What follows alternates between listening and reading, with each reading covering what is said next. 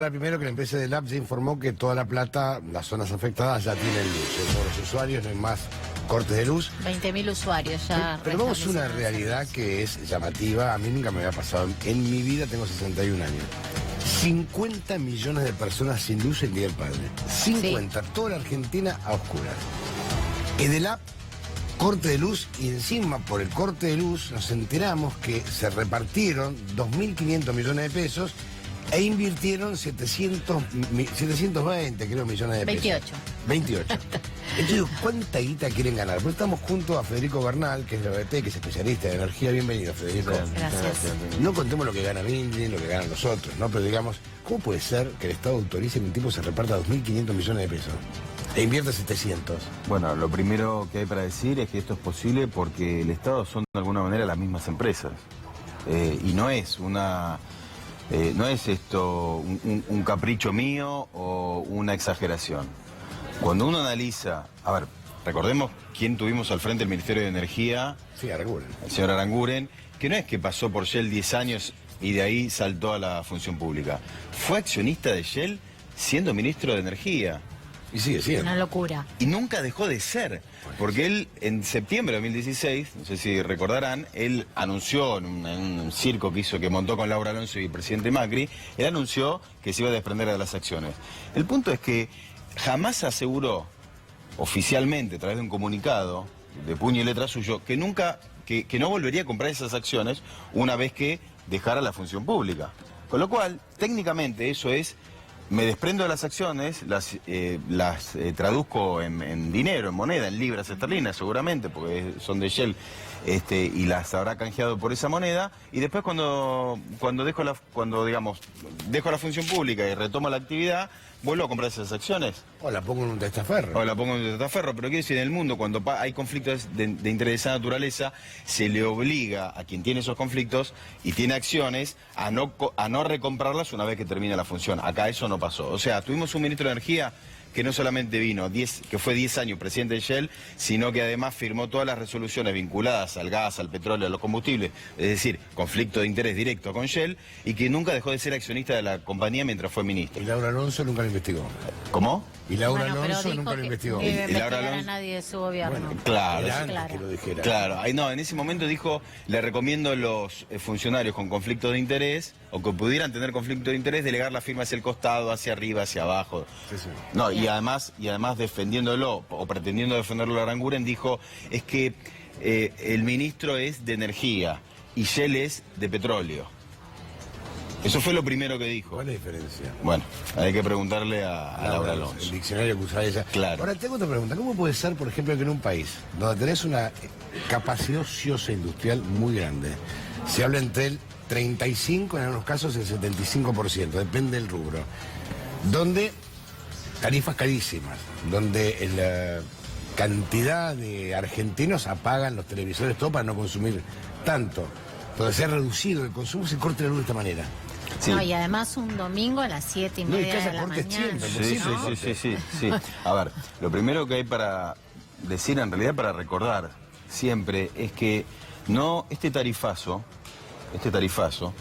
este incremento brutal, sideral de las tarifas, implica no solamente una transferencia salvaje de recursos desde los bolsillos de la ciudadanía, de las pymes, de los comercios, a las empresas, que hasta fue reconocido por Fiel, este centro de pensamiento ultra neoliberal, fue reconocido por Fiel en abril de 2018, ya el tarifazo hasta ese momento significó, esto lo dijo Fiel, una transferencia del orden de 16.000 millones de dólares de las familias argentinas, de los usuarios y los consumidores, a las empresas.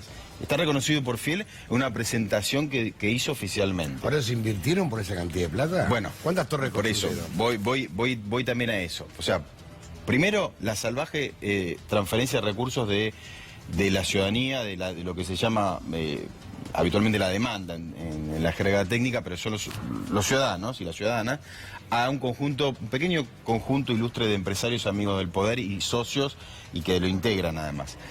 Pero el tarifazo además no tiene parangón en la historia contemporánea de la humanidad. No hay país en el mundo que haya, digamos, su pueblo, que haya padecido el incremento que padeció que padecieron los argentinos y las argentinas, tanto en términos de magnitud como en el tiempo que se aplicó. Exacto. Sí, fue...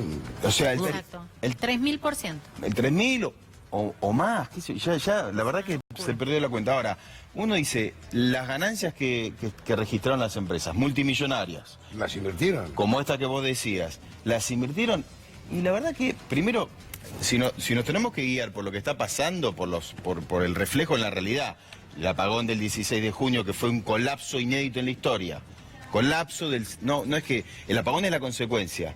Lo que pasó es el colapso del sistema eléctrico nacional, nunca visto en la historia eléctrica de la República Argentina.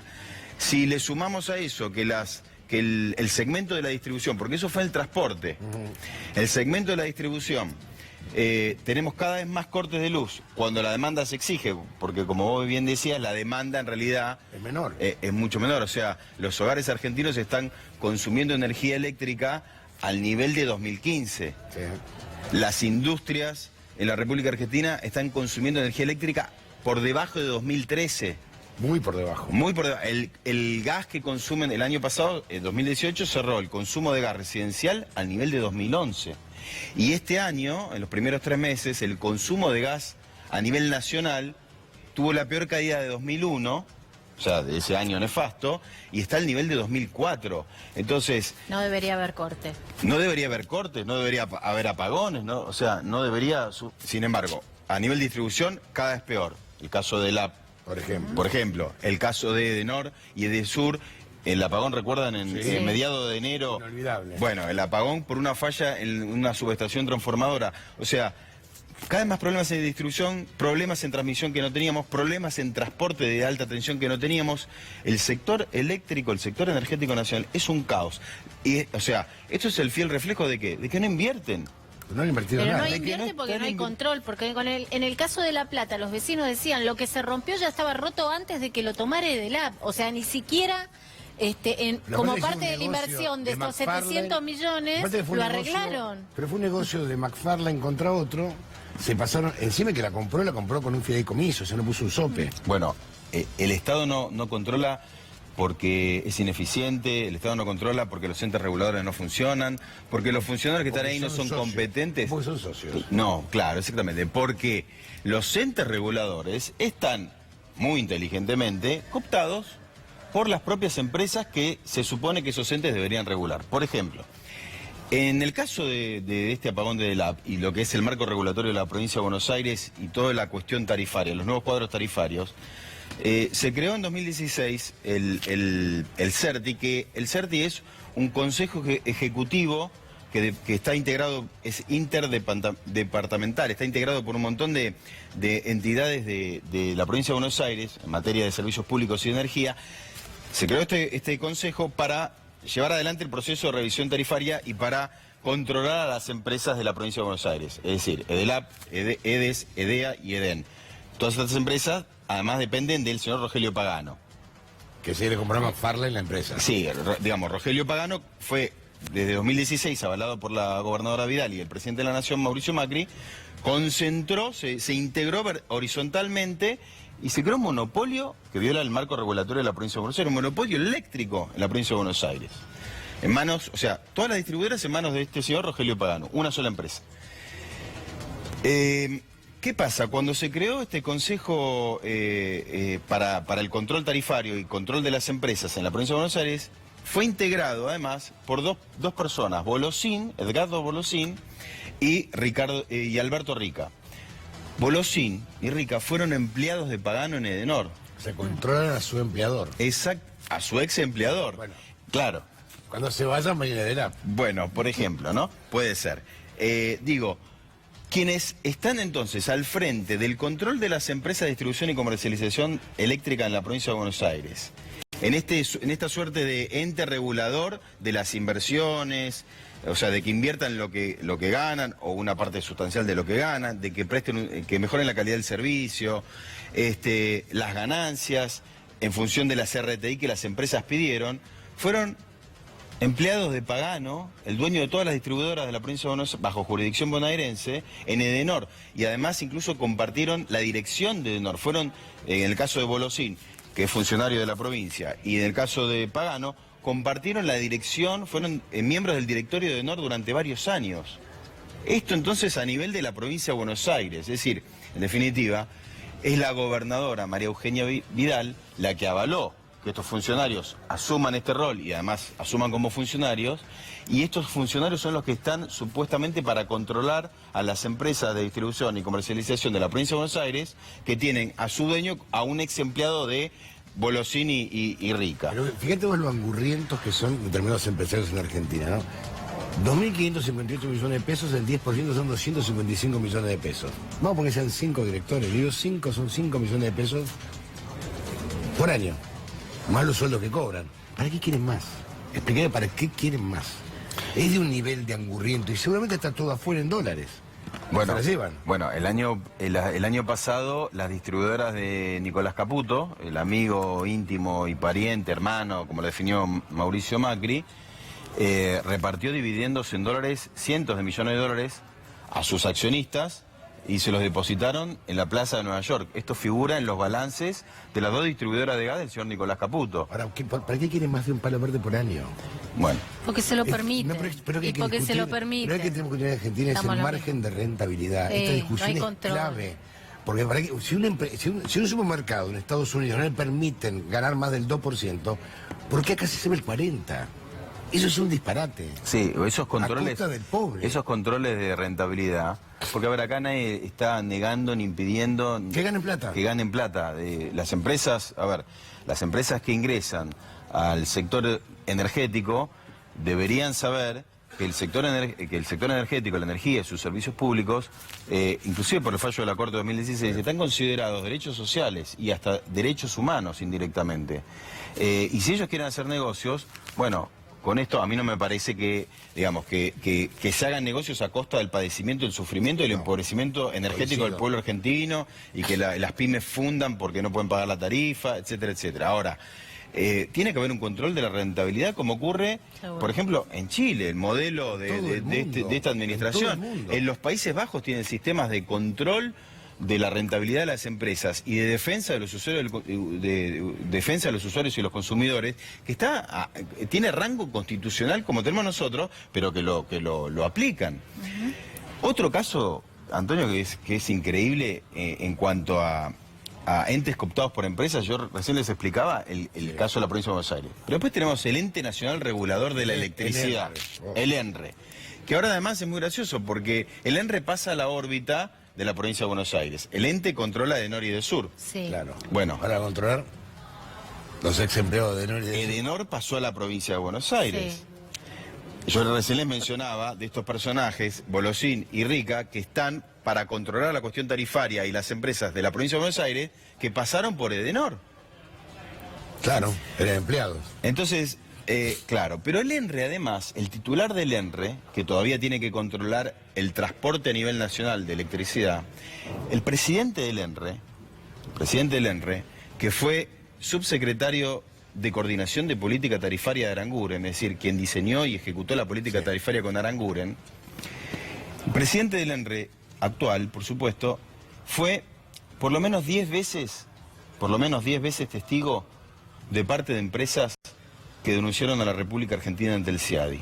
Es decir, fue un señor... Un testigo calificado. Testigo calificado, un perito experto en materia energética para 10 empresas que denunciaron al Estado argentino ante el CIADI. Empresas que se encargan de servirles agua a ustedes, o sea, de limpieza, empresas que podan el césped en los estadios de fútbol, no. Empresas del gas y la electricidad en transporte y distribución. ¿Se entiende? Es un tipo que es un testigo clave contra Argentina. Fue un testigo, fue perito, las empresas vinieron del gas y la electricidad. Fue parte de las empresas, claro, para decirlo más llanamente. Empresas del gas y la electricidad, que operaron en la Argentina y vaya uno a saber si siguen operando. El tipo que tiene que controlar las empresas trabajó para esas empresas. Trabajó para esas empresas, pero ni siquiera trabajó para las empresas como Bolosín y Rica en la provincia de Buenos Aires para EDENOR. No, no solamente trabajó para las empresas, sino que las ayudó a que estas empresas le ganen al Estado argentino y al pueblo argentino sus demandas ante el CIADI. Este es el señor que está al frente del ENRE y el que debe velar por los derechos de los usuarios del Servicio Público de Electricidad en la República Argentina. Lo que pasa es que es el primer gobierno que, mirá que yo tengo 60 años y he pasado aquí Gerbacena, Martínez de Oz, Cavallo y varios más, ¿no? Que veo que exponen los negocios que van a hacer. Los exponen. Sí. Y encima firman decretos para hacer negocios. Sí. Es la primera vez que pasa. Ni Martínez de Oz fue tan audaz. Ni Martínez de Oz. Fíjate, acá el aumento de tarifa fue un aumento hecho para que los empresarios ganen plata. Nada más. Nada más. La política tarifaria, el tarifazo, nosotros siempre desde el observatorio que presido lo describimos como una estafa. Y nuevamente, no por exagerar con el término o querer ser sensacionalistas. Quien estafa es quien comete un delito que provoca o que consiste en provocar un perjuicio patrimonial a alguien mediante el engaño y con ánimo de lucro. Es decir, la política tarifaria, yo les contaba que hasta Fiel mismo lo reconoció. Sí. O sea, la brutal transferencia de ingresos de las familias argentinas a un puñado de empresas. Entonces, mediante el engaño, esto de la crisis energética, de que nos quedamos sin gas, nos quedamos sin petróleo, nos quedamos sin electricidad, nos quedamos sin combustible, que nosotros en el observatorio lo venimos refutando en base de datos oficiales desde que asumió Macri, que era mentira, que nos quedamos sin gas era mentira, que nos quedamos sin petróleo era mentira, que nos quedamos sin combustibles y sin energía eléctrica. Pero dejando eso de lado. No, pero aparte hay que decirlo porque es un relato mentiroso. Por eso, mediante ese engaño, mediante el engaño que nos íbamos a quedar sin todo eso, sin energía, que íbamos al colapso, que vino finalmente con ellos, hace 2 semanas, el Día del Padre, hicieron creerle a la ciudadanía que había que aumentar las tarifas y por supuesto eso ¿qué significó? El perjuicio patrimonial a toda la ciudadanía mediante ese engaño y con el ánimo de lucro, porque se forraron los bolsillos, un puñado de empresarios se forraron de dinero, reparten dividendos sin ningún tipo de control. Fortunas y dividendos. ¿Saben quién controla los dividendos a las empresas? Porque las empresas tienen un control. O sea, la distribución de dividendos, ¿qué es? De lo que ganan, parte se lo meten en reservas, parte va a pagar las deudas que pueden haber contraído, y parte de esas ganancias... Son dividendos. Claro, dividendos que parte de esas ganancias van directamente a los bolsillos de los accionistas, de los dueños de las empresas, y ese dinero no lo ven más las empresas. No, es de ellos. Claro. ¿Quién lo controla? Eso es ¿Quién controla los dividendos? Porque hay un control. ¿Quién controla los dividendos a las empresas? Los bancos que les prestan la plata. O sea, los bancos controlan los bancos. Es un club de amigos, Claro. para decirlo de otra manera. Quiero decir, las empresas además se endeudaron muchísimo, y en dólares, con lo cual, además en los balances nos dicen que no les están yendo muy bien por los pasivos en dólares que ellos mismos se generaron. Bien. Pero hacen a propósito, se endeudan a propósito. Toda la timba financiera, está metido con todo, los LELIC, la LELUC, bueno, con todo eso. Ahora, los bancos le prestan el dinero a las empresas energéticas, como a la inmensa mayoría. Entonces los bancos le dicen, pará, vos no me vas a distribuir dividendos a tus accionistas, primero me tenés que devolver los préstamos que te hice. Entonces están en los balances como los dueños de las empresas dicen, bueno, acá no vamos a poder distribuir todos estos dividendos porque primero tenemos que devolver el préstamo a los bancos que nos prestaron. Pero eso es una tarea que debería hacer precisamente los entes reguladores. Ahora tengo una pregunta, ¿con lo que facturan? ¿Qué préstamos sacan? Con la guita que facturan todos los meses, porque antes era bimestral. Bueno, porque debe estar dentro de la famosa bicicleta. Ahí está dando vuelta la bicicleta, porque no quieren invertir, Claro. porque no quieren reinvertir las ganancias, Exacto. porque en su mayoría o la destinan a dividendos o se la guardan para futuros pagos o distribución de dividendos, o esas ganancias las envían a casas matrices. Por ejemplo, Edesur, el control accionario mayoritario de Edesur, lo tiene un grupo italiano. Y en el caso de Pampa Energía está infiltrada, como pasa con la inmensa mayoría, todas las empresas de Pagano también, por fondos de inversión extranjeros. Entonces, las ganancias o van como distribución de dividendos o las giran a casas matrices. Ahora, en este marco que vos estás describiendo muy detalladamente, ante la no explicación de lo que sucedió aquel domingo, ¿no?, del Día del Padre, Pero vos escuchaste a Lopetegui. ¿puede volver a pasar Yo pensé este que Lopetegui colapso? se sentó, el secretario de Energía se sentó, empezó a chapucear, no sé ni de qué hablaba. No. Empezó a agarrar una guitarra, empezó a chapucear, cantó el Martín Fierro en un momento y no entendió nada, porque él tampoco entendía. Viste que una parte que se olvidó. Sí. Eso, pero ¿podemos estar otra vez frente al mismo colapso? No puedo asegurar que vuelva a ocurrir, no puedo asegurar que no vuelva a ocurrir. el colapso del 16 de junio, como el apagón que padecieron los platenses y las platenses que recién hoy está restituido, supuestamente habrá que ver el servicio. Claro, como todos los cortes, los apagones que viene padeciendo el pueblo argentino y que vienen aumentando de que Macri asumió en materia de distribución, se explica por el caos energético que vive el país, se explica por la ausencia absoluta del control, se explica no por la ausencia del Estado, sino por el Estado cooptado por las empresas, porque el Estado está muy presente, cooptado por las empresas, y se explica porque... el Estado cómplice. Exactamente, intervenido directamente por las empresas, o sea, no hay control y no hay inversiones. No hay inversiones por esto que decíamos antes, porque las empresas con el dinero que van recaudando y que no lo reinvierten, tiene destino desconocido. Ahora, ¿se va a saber alguna vez lo que pasó en junio? ¿O no se va a saber nunca, el Día del Padre? Mira, nosotros en el programa precisamente de un colega de ustedes, de Gustavo Silvestre, en la radio a la mañana, el lunes 17, entrevistados por Gustavo Silvestre, nosotros ya ahí contamos cuáles eran las causas, informamos a la ciudadanía cuáles eran las causas del colapso. Las causas del colapso tenían que ver con una línea de alta tensión que tuvo un cortocircuito, y bueno, un cortocircuito que evidentemente está relacionado con una ausencia absoluta de mantenimiento de esa línea. De inversión.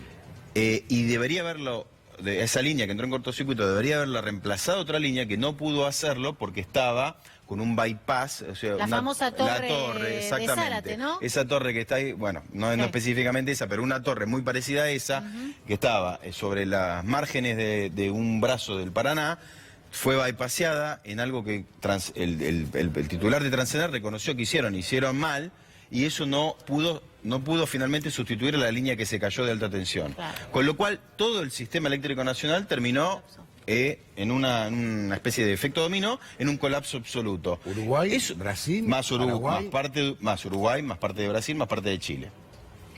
Entonces, eso nosotros se lo contamos a Gustavo el lunes a primera hora de la mañana. Y después en el programa también creo que fue ese mismo. ¿Cómo lo sabían ustedes si no quienes tenían que dar las explicaciones? Lopetegui ocultó y encubrió a Marcelo Midlin y además al presidente de la Nación, porque Macri es accionista de una de las empresas que es dueña de esas líneas de alta tensión, y porque además Marcelo Midlin es un socio estratégico de Mauricio Macri. En M&M, la consultora que está en Estados Unidos. Bueno. Lopetegui va a tener que ir a dar explicaciones al Congreso. Va a tener que ir Lopetegui a dar explicaciones al Congreso, por suerte. Además nosotros creemos que es el Congreso el que tiene que auditar a todas las empresas, del sector energético nacional. A todas las empresas, empezando por las del sistema eléctrico, por todo esto que está pasando y que pasó. ¿Y por qué el Congreso de la Nación las tiene que auditar a través de una comisión bicameral y no los entes reguladores? Por lo que explicamos antes, los entes reguladores son las empresas. Muchas gracias. Gracias a ustedes. Muy amable.